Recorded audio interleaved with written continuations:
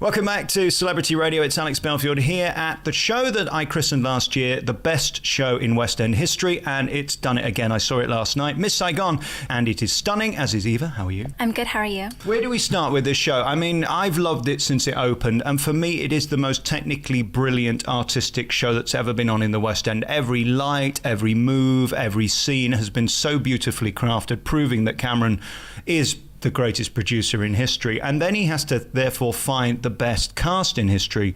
And I've seen you 5 times, Eva, do this show, and I don't know how you do it. You're up there in the 3 best performances I've ever seen in 20 years. It is stunning. Congratulations. Thank you. Wow, that's very kind. And you're 19 years old. Yeah, it's crazy, I guess. It's insane. Yeah. What's it like being you? I mean, you come out and you sing these numbers and you have the voice of an angel. It must be the greatest compliment on earth that you're the star of this biggest show on earth. It's an honor, really, and I try to take it day by day, because if I think of it too much, it gets very overwhelming. But I have fun still, and I love the show, and I love making my character real and find different quirks about her every day. So it's fun. I enjoy myself. Do you ever do a 100% show where you feel perfect? Is it possible when you're churning out so many of these massive shows every week? Yeah, I don't think it's possible to do 100% in my eyes every night, because I'm an absolute perfectionist. But I give what I can absolutely give, and that's, as much as I can that evening, depending on, there's a lot of factors in it. But, if you do your best every night, then you're gonna, please, if the audience is pleased and the story is told, then you've done your job. But, you can't do a ballpark every night, because I can't, because I'll find flaws in everything in my performance. Do you realise how blessed you are? And this is a really sycophantic question, but to find somebody who can act as well as you and then sing it as well as you and deliver the whole thing as well as you and look like you do is a 1 in a million chance. You're so blessed and perfect for this role. In the line of I was born down here with this face and you're born there with that talent. I mean, it's remarkable, isn't it? I do feel very blessed, and I'm very thankful and grateful to be here. At the same time, it still takes work. I'm working every day. This, as much as this is my passion and this is, my hobby and what I love to do, this is still work, and I still try to strengthen myself as an actor and as a young woman who, still very young, trying to figure out who I am.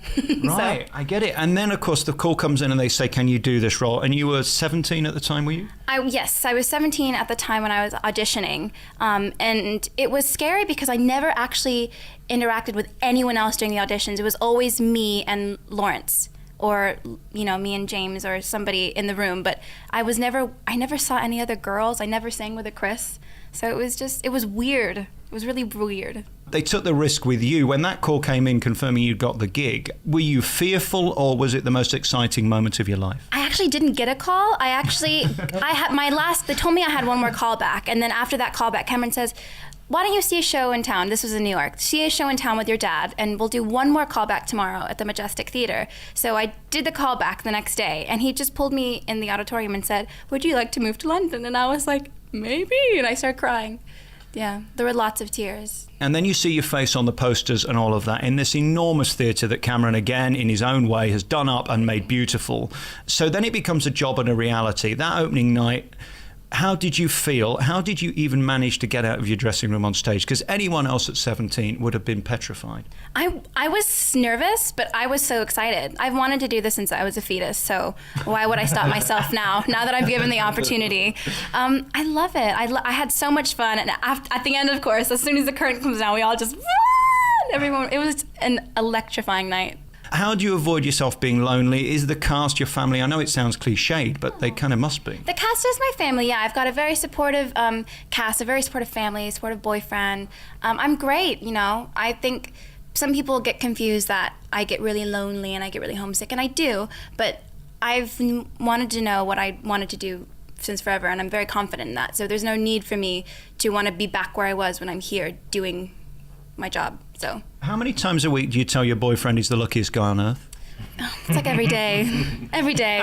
No. He must pinch himself. I don't know. You can ask him. I don't know. That must be something when he's in the crowd. I mean, that must be a thing. You know what? His brother and his his brother's new wife are actually watching tonight, and I get really nervous. Do a good one. Don't phone it in tonight. No phoning it in. I'm tempted to. There is no way you could do that because this show would just fall apart. It's a killer acting performance as much as an acting singing performance. I think I underestimate sometimes. So I think in the beginning it was so much to have a normal day, right? Go to the gym, do your thing, come to work, and then it's so emotional and it's so, you never stop. Kim and Chris, they just don't stop throughout the whole show. So there's no way I can go into work and not have those 5 minutes alone in my dressing room to just get in the zone. You have to have that, or you will be on another planet doing the show, and that just does not work. This is such a magnificent production. Guys, thank you for talking to me. Thank you. Thank you so much. Appreciate it.